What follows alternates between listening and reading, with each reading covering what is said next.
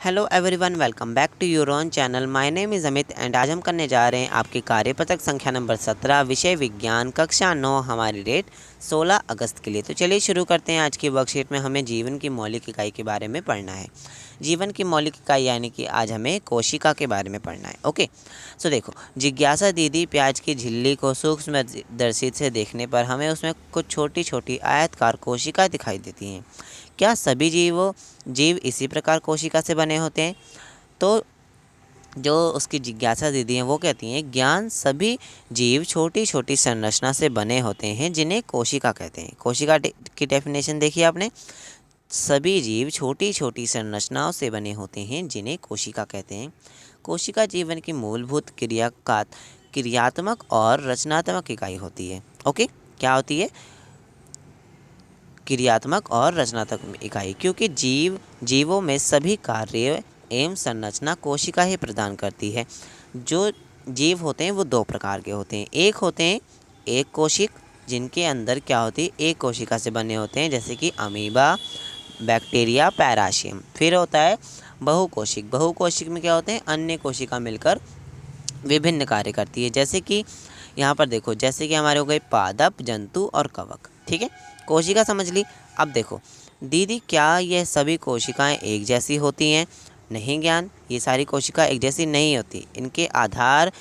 इनकी संरचना के आधार पर कोशिका को दो प्रकार में बांटा गया है। एक है प्रोकैरियोटिक, ठीक है, एक प्रोकैरियोटी, और एक है यूकैरियोटिक। ये दो भागों में, दो प्रकार में इन कोशिकाओं को बांटा गया है। प्रोकैरियोटिक क्या होती है? इन सरल कोशिकाओं में केंद्रक झिल्ली नहीं होती। क्या होती है? सरल कोशिकाओं में केंद्रक झिल्ली नहीं होती है, जैसे बैक्टीरिया। और यूकैरियोटी क्या होती है? इन जटिल कोशिकाओं में केंद्रक व कोशिका अंगक झिल्ली युक्त होते हैं। यह भी दो प्रकार के होते हैं। क्या होते हैं? दो प्रकार के ये भी होते हैं, यानी कि इसको भी हमने दो प्रकार में बांटा है। एक होता है पादप यूकैरियोटिक कोशिका, एक होता है जंतु यूकैरियोटिक कोशिका। ठीक है, जिसे हम आगे आने वाले वर्कशीट में कर लेंगे। अब देखो यहाँ पर प्रोकैरियोटिक कोशिका और यूकैरियोटिक कोशिका, ये इसके में आपको डिफरेंस दे रखा है। इसका आकार इतना होता है, इसका आकार इतना। इसमें स्पष्ट केंद्र अनुपस्थित होता है, इसमें उपस्थित होता है। इसमें केंद्रिका उपस्थित होता है, इसमें भी उपस्थित होता है। इसमें अंगक उपस्थित होता है, इसमें अंगक और झिल्ली युक्त उपस्थित होता है। इसमें क्रोमोसोम उपस्थित होता है, इसमें एक से अधिक होता है। इसमें यानी कि एक होता है, इसमें एक से अधिक होता है।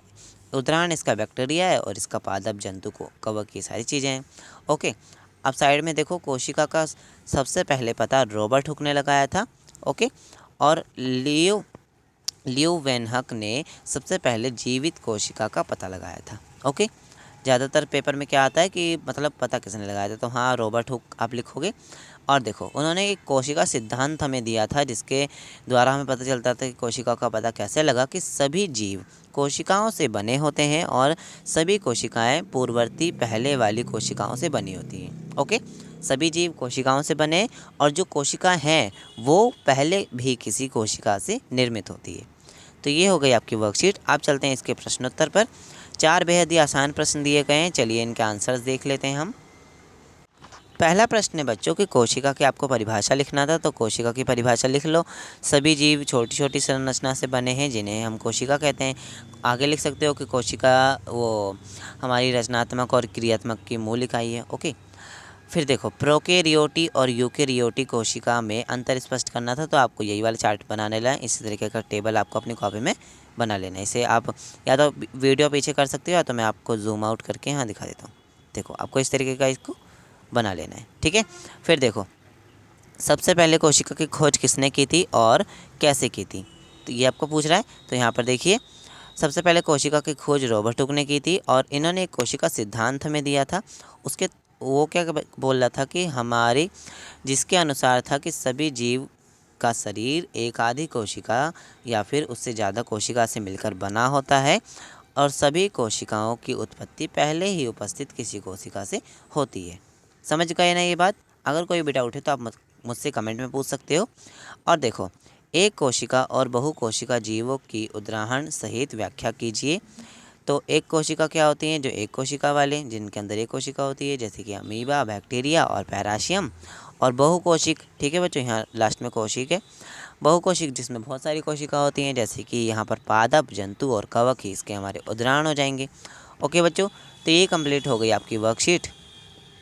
तो बच्चों आई होप आपको ये वर्कशीट समझ में आई होगी। अगर वीडियो अच्छी लगती है तो वीडियो को लाइक ज़रूर करिएगा और ज़्यादा से ज़्यादा वीडियो को शेयर करिएगा। अब आपने वर्कशीट कर ली तो दूसरों का भी फ़र्ज़ बनता है ना, तो बच्चों जल्दी से वीडियो को शेयर कर दो।